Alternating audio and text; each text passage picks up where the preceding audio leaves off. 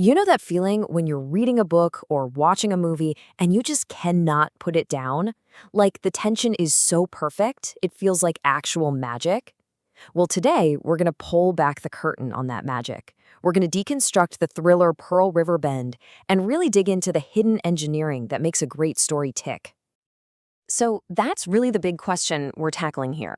How is a great thriller actually built? How do you create a story that grabs you from page one and just doesn't let go? Let me tell you, it's not an accident. It's all about the architecture. Right, and this is the core idea, the whole point of our deep dive today. An unforgettable story has this hidden architecture. Think of it like a blueprint. It's what guides everything, the characters, the plot twists, you name it.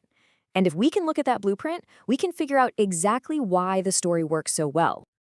All right, so before we can start examining the blueprint, we gotta know what the building looks like, right? So first up, let's get our bearings in the world of Pearl River Bend.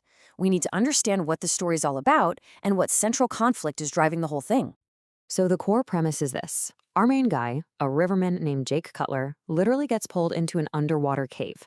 And what he finds inside, well, it's way more than just some old relics. He finds something called a Caddo-Spanish Codex. Basically, it's this incredible historical manuscript, and it's bombshell proof that the land owned by a super powerful local family, yeah, it was all based on a massive multi-generational fraud. And that single discovery, it ignites a war. And this war is a total David versus Goliath showdown. On one side, you've got Jake Cutler. He's not just fighting for history, he's fighting for his family's entire livelihood. And on the other side, you've got this wealthy industrialist Jude Smithwick, who will stop at nothing to protect his family's phony legacy. I mean, he's literally willing to blow up the evidence. It's the ultimate battle, preservation versus pure destruction. And this is what makes it all matter so much, you know? The stakes here are just incredibly high. This isn't some simple treasure hunt. If our hero fails, it means a priceless piece of cultural heritage gets erased forever. It means a huge, historic crime just gets swept under the rug.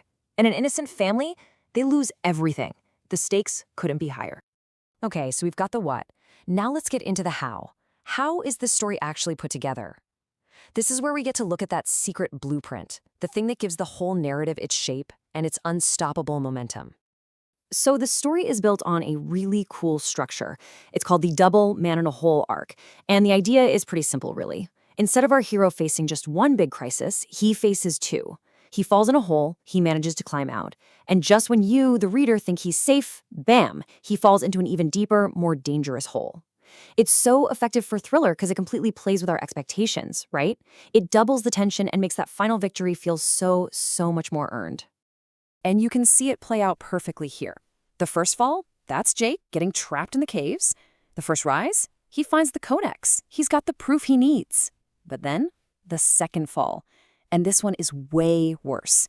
The bad guy, Smithwick, starts blasting, causing a massive collapse that traps Jake again, but this time he's on the brink of death. The final rise, of course, is his rescue and justice finally being served. It's a total narrative roller coaster. You know, the best stories are rarely just one thing, right? They're more like a recipe, a blend of different ingredients that come together to create something totally unique. So let's break down the genre recipe for this story and see what gives it such a distinct flavor. So yeah, Pearl River Bend is definitely not just a simple thriller. If you look at its DNA, at its heart, it's an eco-thriller. That's almost half the story right there. But then you've got this huge chunk that's all archaeological mystery, digging up secrets from the past. And then you get these smaller but super important dashes of a legal thriller and even a survival adventure story. It's this specific mix that really gives the book its unique feel. A good story, it thrills you. But a great story, that's something that makes you think. So we've seen the structure, we've seen the genre recipe. Now let's go a little deeper and explore the story's soul, the themes that stick with you long after you've finished the book. So every great story is kind of working on two levels, right? On the surface, the explicit themes are pretty clear. It's all about recovering the truth and getting real, tangible justice. But then, if you look closer, there are these more subtle themes bubbling underneath. The book treats the river almost like a character itself, one that has its own will. And it also gets at this beautiful idea that just preserving your heritage, well, that's a powerful act of resistance all on its own. All right, for this last section, let's do a quick rapid-fire look inside the writer's toolbox.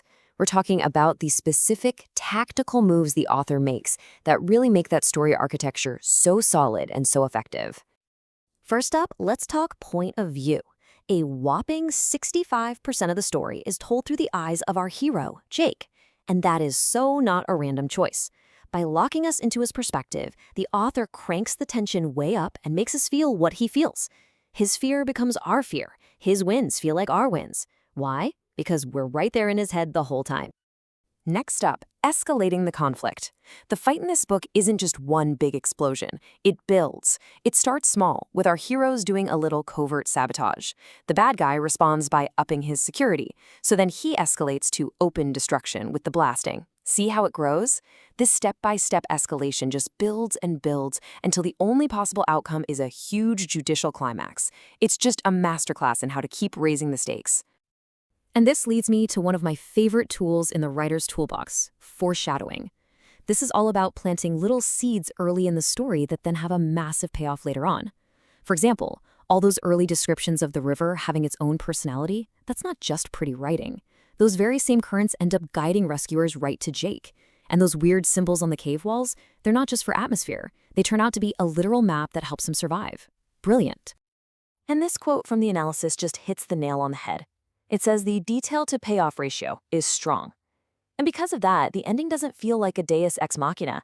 You know, that thing where some cheap, out-of-nowhere solution just magically saves the day? No. Instead, the ending feels totally earned. It feels believable and just deeply satisfying. And it's all because the groundwork was laid from the very beginning. So, what's the big takeaway here? At the end of the day, it's this. A great story can feel like pure magic when you're in it. But behind that magic, there's almost always a blueprint, a deliberate, carefully designed plan. It's the architecture, you see, that actually creates the magic. So, I'll leave you with this final thought. Now that you've seen the blueprint, now that you've seen how an amazing story about history and justice can be built from the ground up, what about you? What hidden history, what forgotten conflict, what incredible story is just waiting to be told right in your own backyard?